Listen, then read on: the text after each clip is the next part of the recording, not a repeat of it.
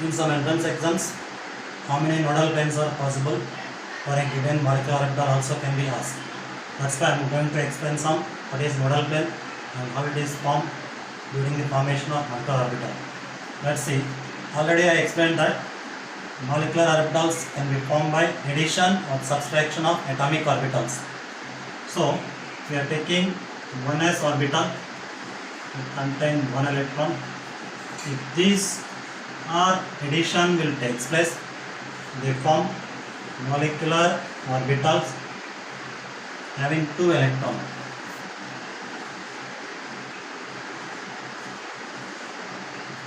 If the 2 atomic orbitals are subtracted, they form like this. So there is a one plane which does not having any electron density. This plane we are calling as nodal plane. So nodal plane means it is the region where the probability of finding electrons must be 0, which means in that region there is no electron density. That is called nodal plane. So bonding molecular orbitals does not have any nodal plane, whereas anti-bonding molecular orbital having one nodal plane, which means sigma 1s no nodal plane, sigma star 1s one nodal plane. Same thing will be happen to 2s orbital also. 2s are addition will take place, they form sigma 2s orbital without nodal plane. The 2s are subtracted, forming sigma star 2s having one nodal plane. So s orbitals bondings are no nodal plane and anti-bondings are one nodal plane.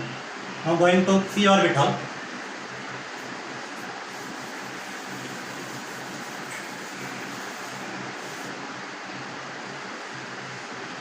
We are taking Z as a molecular axis.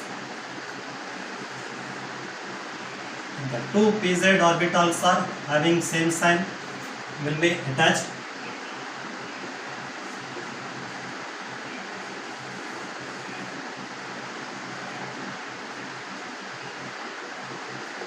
So this is bonding molecular orbital, which is called sigma 2pz, which means sigma 2pz have no nodal plane. If these two are subtracted,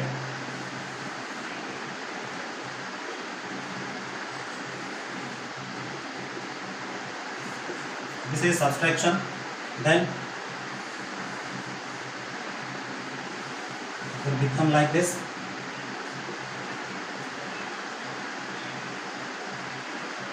And there is a plane passing through this intermediate, and this is called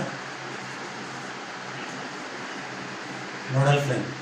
So sigma star 2pz, which contains one nodal plane, sigma 2pz does not contain any nodal plane. This is for molecular axis pz orbital. When we are going for px and py orbitals,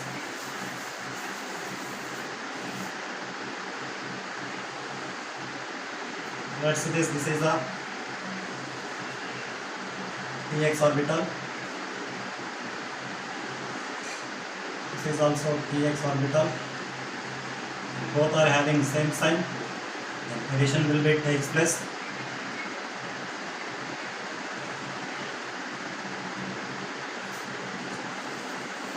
These two will be added. These two will be added. It form like this. It will form like this. Below the plane, and this is above the plane. And there is one plane passing through this. So this plane we are calling as nodal plane, because there is no region of electron density, no region of electron density. This will become nodal plane. This is phi 2px. Same thing happens to phi 2py also when we are adding, but when we are subtracting,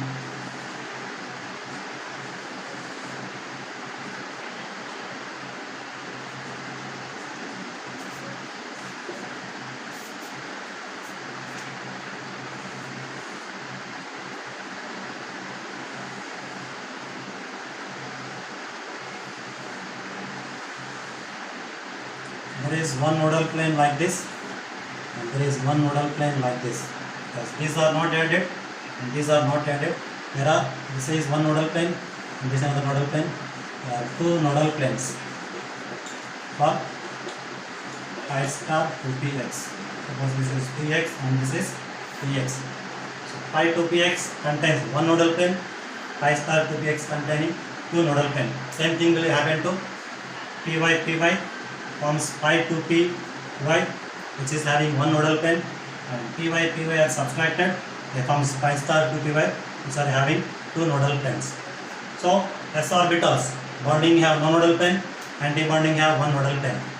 P orbitals, pi p orbitals having one nodal plane in the bonding, two nodal planes in the anti-bonding, and sigma 2p orbital having no nodal plane in the bonding and one nodal plane in the anti-bonding. So these are the formation of nodal planes during the formation of orbital orbitals. Thank you. Jai Hind.